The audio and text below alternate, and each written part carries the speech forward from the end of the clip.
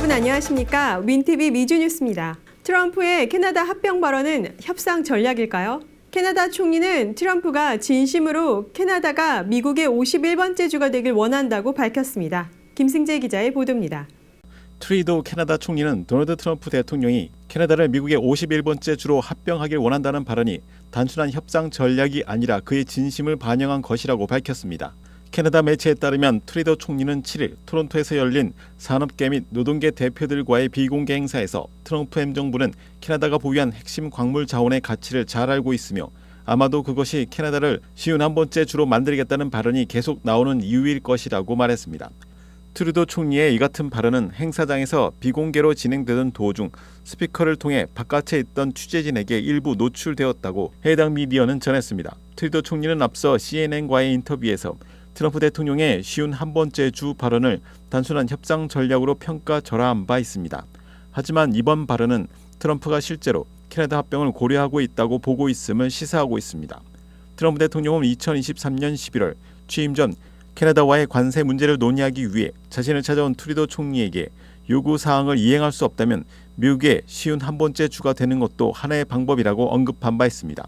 이후에도 자신의 소셜미디어 트루스 소셜에 캐나다의 미국 편입을 긍정적으로 언급하는 글을 여러 차례 올렸습니다. 한편 트럼프 대통령은 국경 보안과 좀비 마약으로 불리는 펜타닐 유입 문제 등을 이유로 캐나다와 멕시코에 25%의 관세를 부과할 계획이었으나 양국의 보완 조치 약속을 받고 시행을 30일간 유예한 바 있습니다. 윈TV 뉴스 김승재입니다. 캘리포니아 지역에 사는 한인이 과도하게 통관 수수료를 부풀려 착복한 혐의로 기소됐습니다. 그는 340만 달러를 과다 청구했으며 자신의 유죄를 인정했습니다. 전성구 기자가 보도합니다.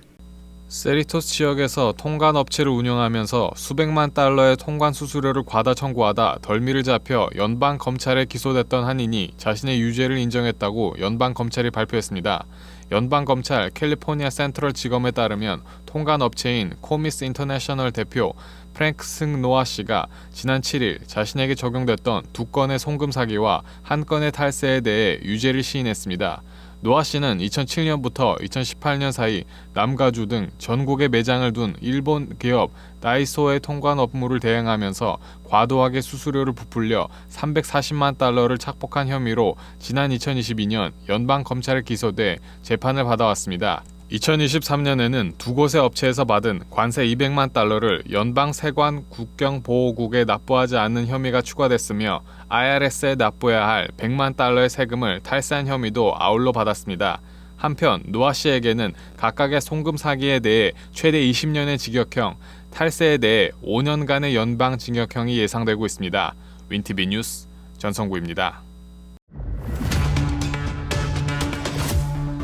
정부 효율성 부서는 최근 정부 지출 삭감 정책을 추진하고 있습니다. 심영재 기자의 보도입니다. 미국 보건복지부가 앤서니 파우치 박물관 전시를 포함해 총 1억 8천만 달러 규모의 계약을 취소했습니다. 정부 효율성부는 9일 소셜미디어를 통해 지난 48시간 동안 62건의 계약 총 1억 8,200만 달러 규모를 취소했다며 이 중 16만 8천 달러는 국립보건원 박물관의 파우치 전시 계약이었다고 발표했습니다. 정부 효율성부는 최근 정부 지출 삭감 정책을 추진하고 있으며 USAID 폐지 및 사회보장번호 미보유자에 대한 연간 1천억 달러 규모의 지급 중단 계획도 검토 중입니다. 한편 파우치는 코로나19 팬데믹 당시 정부의 대표적인 방역 책임자로 활동했으며 도널드 트럼프 대통령과 여러 차례 충돌한 인물이기도 합니다. 트럼프 대통령은 지난달 파우치에 대한 연방정부의 경호 지원도 중단했습니다. 파우치 전시는 2025년 7월 완공될 예정이었으나 이번 예산 삭감으로 전면 취소됐습니다. 보건복지부는 이에 대한 공식 입장을 내놓지 않고 있습니다.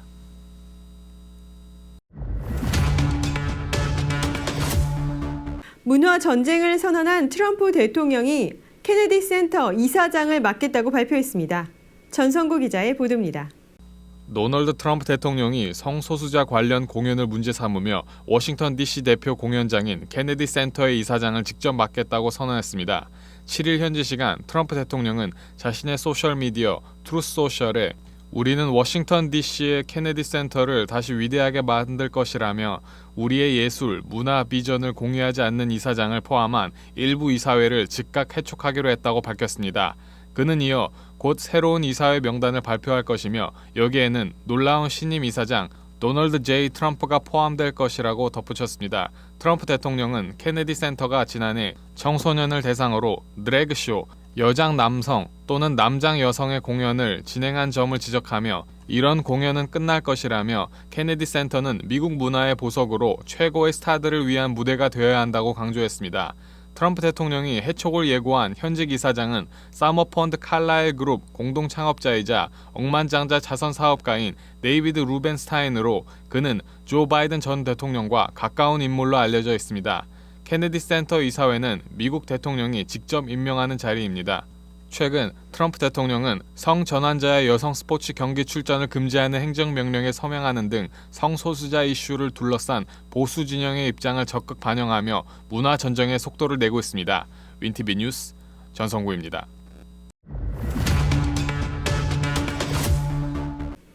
건축 허가 문제로 중단된 댐에 비버 8마리가 자연스럽게 습지를 복원했습니다. 약 120만 달러의 예산이 절감됐습니다. 김승재 기자의 보도입니다. 체코에서 7년간 추진되었으나 건축 허가 문제로 중단된 댐 건설 계획이 뜻밖의 방식으로 실현됐습니다. 댐을 건설하려던 장소에 서식하던 비버 8마리가 뚝을 쌓아 올려 자연스럽게 습지를 복원한 것입니다. 9일 텔레그래프에 따르면 체코 정부는 7년 전 프라하 남서쪽 약 60km 떨어진 브로디 지역에 댐을 건설할 계획이었습니다. 이 지역은 원래 습지였으나 과거 배수 작업을 거쳐 군 기지가 세워졌고 체코 정부는 이를 다시 자연 상태로 복원하려 했습니다. 그러나 토지 소유권 문제와 건축 허가 절차에 가로막혀 공사가 시작조차 되지 못했습니다. 이런 상황에서 이 지역에 서식하는 비버 8마리가 체코 정부가 계획했던 것과 거의 동일한 위치에 뚝을 쌓기 시작했습니다. 그 결과 작은 연못이 생기고 주변 습지 면적도 확대되면서 자연스러운 복원 효과가 나타났습니다. 체코 정부 관계자는 비버는 뚝을 만들 장소를 항상 완벽하게 선택한다며 설계도도 없이 무료로 뚝을 완성했다고 말했습니다. 덕분에 체코 정부는 약 3천만 체코 코로나, 달러로 약 150만 불의 예산을 절감할 수 있었습니다. 현장을 조사한 생태학자들은 비버가 만든 뚝이 견고하고 돌개와 개구리 등 습지 생물들에게도 좋은 서식 환경을 제공할 것이라고 덧붙였습니다. 비버들은 현재 추가로 뚝을 쌓고 있는 것으로 전해져 이들의 자연 복원 작업이 계속될 것으로 보입니다. 윈티비 뉴스 김승재입니다. 트럼프 대통령은 CBS를 상대로 손해배상 청구액을 200억 달러로 올렸습니다. 대선 후보였던 카밀라 해리스 전 부통령과의 인터뷰에서 CBS는 뉴스를 왜곡하거나 선거를 의도적으로 방해했다고 주장했습니다. 심영재 기자가 보도합니다. 도널드 트럼프 대통령이 CBS를 상대로 제기한 손해배상 청구액을 2배인 200억 달러로 늘렸습니다. 또한 CBS의 모회사인 파라마운트 글로벌을 피고로 추가하여 소송을 확대했습니다. 트럼프 대통령 측은 지난 7일 텍사스 북부 지방법원에 수정된 소장을 제출하면서 CBS가 민주당 대선 후보였던 카말라 해리스 전 부통령과의 60분 인터뷰와 관련하여 뉴스 왜곡, 선거 방해 및 금전적 손해를 입혔다고 주장하고 있습니다. 트럼프 대통령의 변호인들은 피고는 해리스가 선거에서 승리하길 원했고 실제로 해리스의 정치적 이득이 인터뷰 조작에 의도가 있었다는 것은 명백한 사실이라고 소장에 명시했습니다. 또한 CBS가 해리스의 답변을 의도적으로 편집하여 더 설득력 있고 침착하게 보이게 하고 트럼프의 미디어 플랫폼인 트루스 소셜에서 사용자를 더욱 멀어지게 하여 광고 수익을 줄였다고 주장하고 있습니다. 소장에 따르면 CBS는 Face the Nation과 60분에서 해리스의 발언 클립을 따로 방영하여 대중에게 해리스의 전체 발언에 대해 오해를 불러일으켰다는 것입니다. CBS는 트럼프 측의 이러한 주장을 부인했습니다. 그들은 자사의 편집은 표준 저널리즘 관행이라고 주장하고 있습니다. 해당 언론사는 해리스 부통령의 답변 중 긴 부분은 Face the Nation에서 방영됐고 짧은 부분은 시간상의 이유로 60분에서 방송됐다고 설명했습니다. CBS는 전체 대본에서 알 수 있듯이 우리는 수많은 질문에 대한 부통령의 답변을 가능한 한 많이 방송에 포함시켜 충실하게 표현하기 위해 인터뷰를 편집했다고 밝혔습니다. 지난 2024년 10월 31일 트럼프 대통령 측은 뉴스 왜곡과 선거 방해 혐의로 CBS에 100억 달러의 손해배상 소송을 제기했습니다.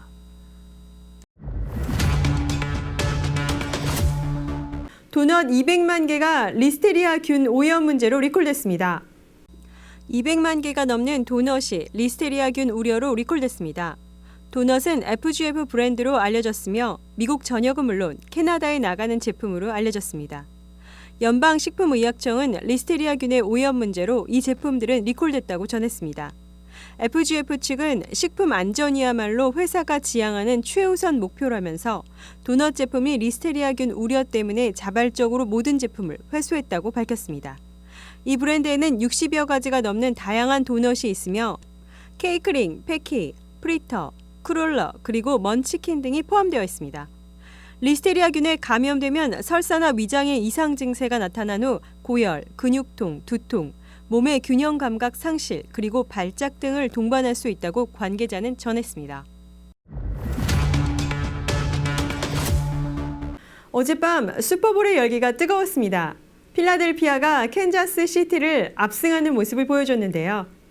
이날 경기장엔 트래비스 켈시의 응원을 하기 위해 스위프트가 방문해 야유를 받았습니다. 테일러 스위프트가 연인인 트래비스 켈시를 응원하기 위해 미국 프로풋볼 결승전인 슈퍼볼 경기를 찾았다가 일부 관중들의 야유를 받았습니다. 10일 루이지애나주 뉴올리언스의 시저스 슈퍼돔에서 열린 캔자스시티 치프스와 필라델피아 이글스의 슈퍼볼 경기에서 1쿼터 종료 후 전광판에 비친 스위프트의 모습에 필라델피아 팬들이 야유를 보냈습니다. 슈퍼볼을 직접 관람한 트럼프 대통령은 스위프트가 야유받는 영상을 공유하며 조롱했습니다. 그는 자신의 소셜미디어 트루스 소셜에 스위프트가 야유받는 영상을 올린 다른 계정의 게시물을 공유하며 트럼프는 슈퍼볼에서 엄청난 환호를 받았지만 테일러 스위프트는 야유를 받았다. 세상이 치유되고 있다라는 내용을 덧붙였습니다. 이어 트럼프는 캔자스시티 치프스보다 더 힘든 밤을 보낸 사람은 테일러 스위프트뿐이라며 마가는 용서하지 않는다고 비꼬았습니다.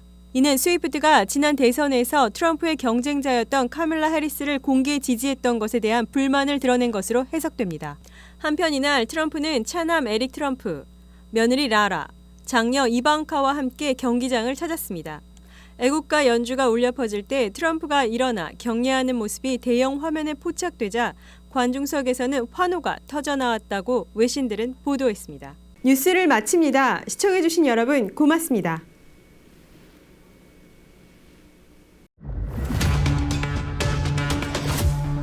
시카고 한인동포 일간지 한국일보는 전자신문으로도 배포됩니다.